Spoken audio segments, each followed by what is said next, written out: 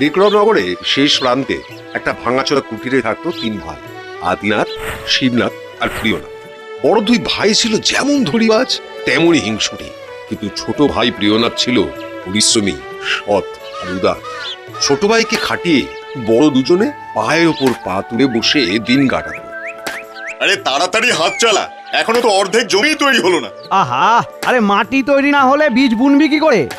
জমিটা ছেড়ে ওবেলা জঙ্গলে যাবি কাঠ কাটতে, কোনো ফাঁকিবাজি চলবে না, বলে দিলাম। না না দাদা, ফাঁকি দেবো কেন? চিন্তা করো না, সব কাজ আমি করে দেবো।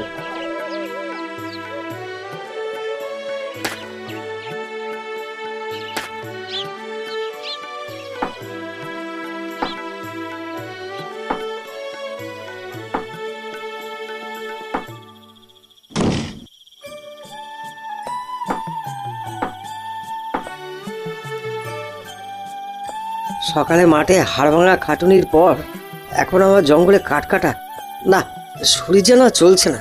কিন্তু দাদাদের কথা তো আর অমান্য করা যায় না। যাই, এবার এগুলো গুছিয়ে নিয়ে বাড়ি ফিরে যাই।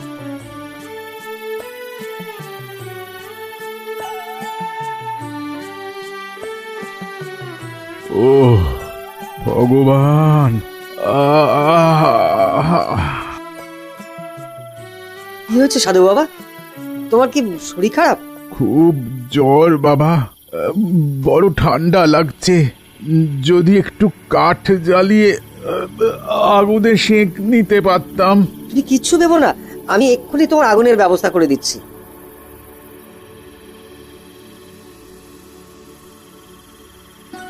কি করছিস বাবা, কি করছিস? এ তো তোর কষ্ট করে জোগাড় করা কাঠ। ওসব তুমি ভেবো না তো।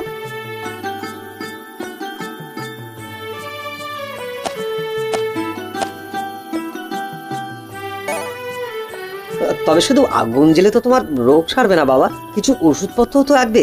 কিন্তু এই জঙ্গলের মধ্যে। এই জঙ্গল জাদুর জঙ্গল রে বেটা, এখানে সব রকম রোগের ওষুধ পাওয়া যায়। তাহলে বলো না বাবা, কি করে তোমার অসুখ সারবে? না, তুই আমায় সারিয়েই ছাড়বি দেখছি।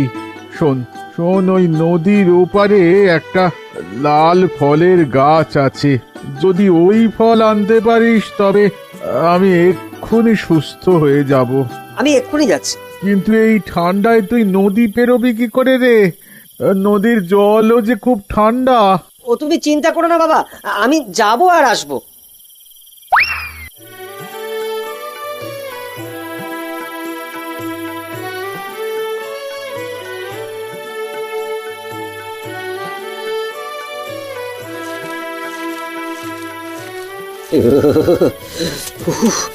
বাবা, সাধু বাবা যেমন বলেছিল, নিশ্চয়ই এটাই সেই গাছ।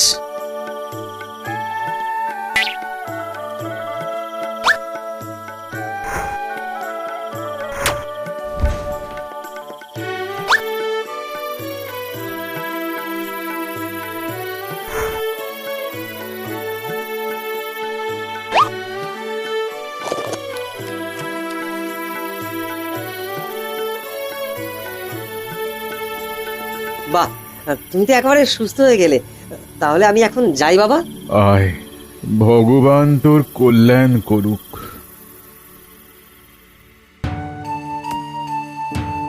হতভাগা, সেই দুপুর থেকে এখনো অবধি তাহলে কি করলি?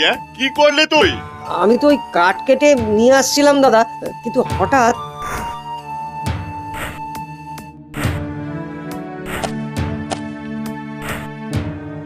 আরে একটা কাঠও তো আনিসনি, তাহলে এখন রান্না করবিটা কি করে? কিচ্ছু চিন্তা করো না দাদা, সে একটা ব্যবস্থা আমি ঠিক করে নেব।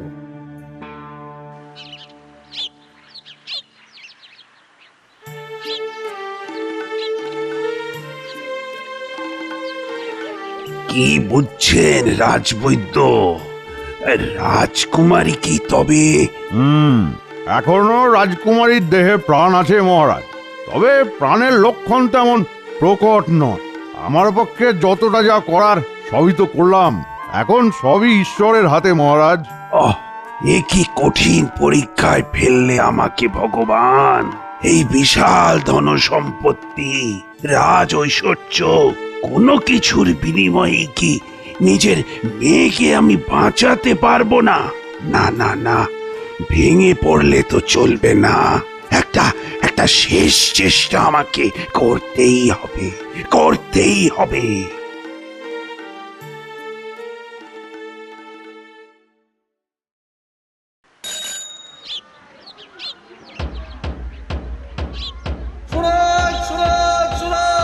মহারাজ এক বিশেষ ঘোষণা করেছেন।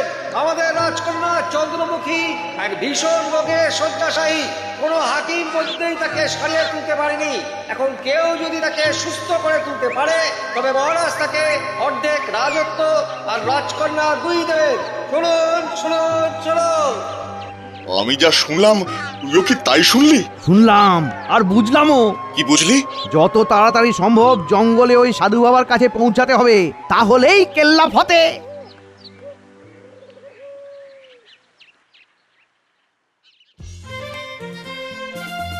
মহারাজ, আমি আপনাকে কথা দিচ্ছি, আমি রাজকন্যাকে সুস্থ করে তুলবই। বেশ, তুমি যদি পারো আমি তাহলে তোমাকে আমার অর্ধেক রাজত্ব দেব, আর আর রাজকন্যার সাথে তোমার বিবাহ দেব। আপনি বিবাহের প্রস্তুতি শুরু করুন মহারাজ, আমি যাব আর আসবো। বাহ বাহ বাহ বাহ, বড় বলে সুযোগটা দাঁড়া ভালোই নিয়ে নিল।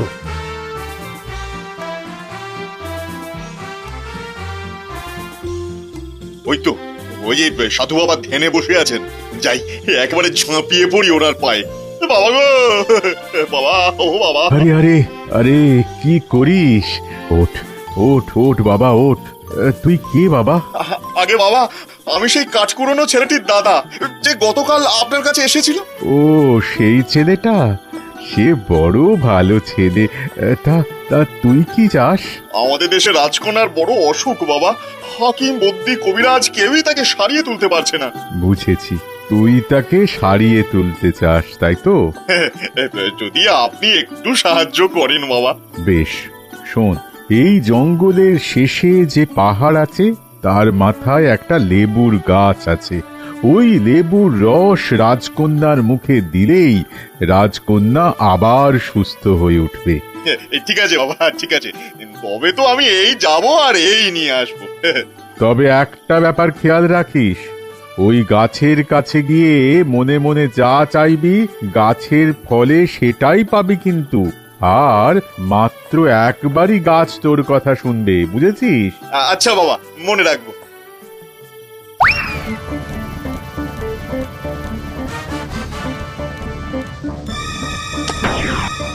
বাবারে,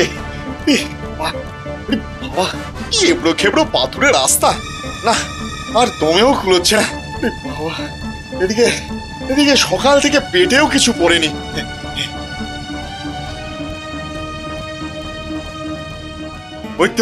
ওই তো লেবু গাছ, তবে লেবু না হয়ে ওটা যদি আপেল গাছ হতো তবে আপেল খেয়ে পেট ভরাতাম।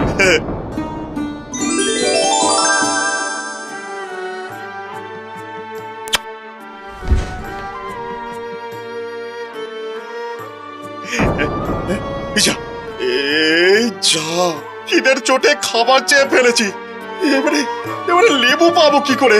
হায় হায় হায় হায় হায়।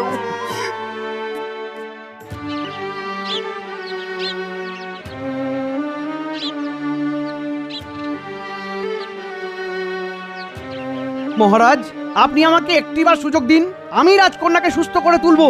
বেশ, তুমি তাহলে চেষ্টা করে দেখো।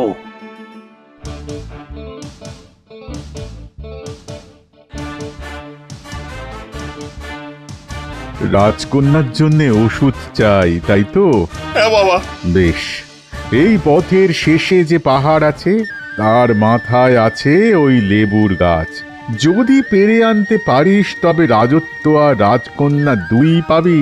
তবে সাবধান, ওই গাছের সামনে গিয়ে মনে মনে যা চাইবি গাছের ফলে সেটাই পাবি কিন্তু, কেমন? হ্যাঁ বাবা।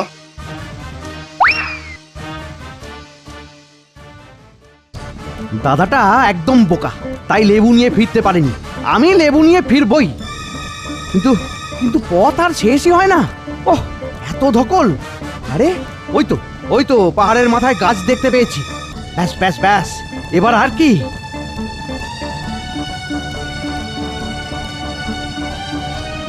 ওহ, এটা এটা লেবু গাছ না হয়ে যদি একটা বট গাছ হতো, তবে তবে ওর ছায়ায় একটু ঘুমিয়ে নিতাম। ও আরে, এ কি হচ্ছে? লেবু গাছটা তো বট গাছ হয়ে গেল, এখন কি করব? এদিকে এদিকে আমার যে খুব ঘুম পাচ্ছে। ও ও চোখ যেন বুজে আসছে। হায় রে, আমিও পারলাম না, আমিও পারলাম না।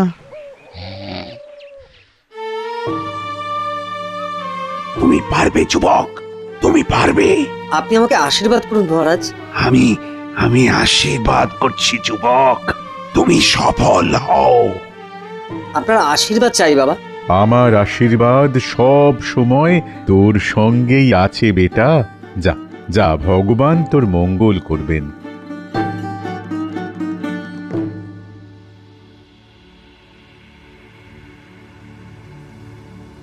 ওহ, কি কঠিন এই পথ।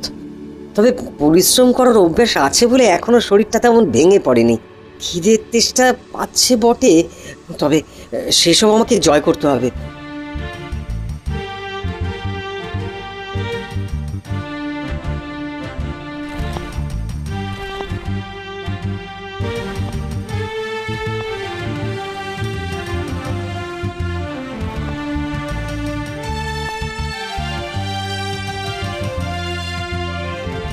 ওই তো সামনেই সেই গাছ। বড় কিছু পেতে গেলে ছোট কষ্টগুলোর কথা ভাবলে চলবে না। যেভাবেই হোক এই লেবু রাজকুমারীর জন্য আমাকে নিয়ে গিয়ে তার প্রাণ বাঁচাতেই হবে।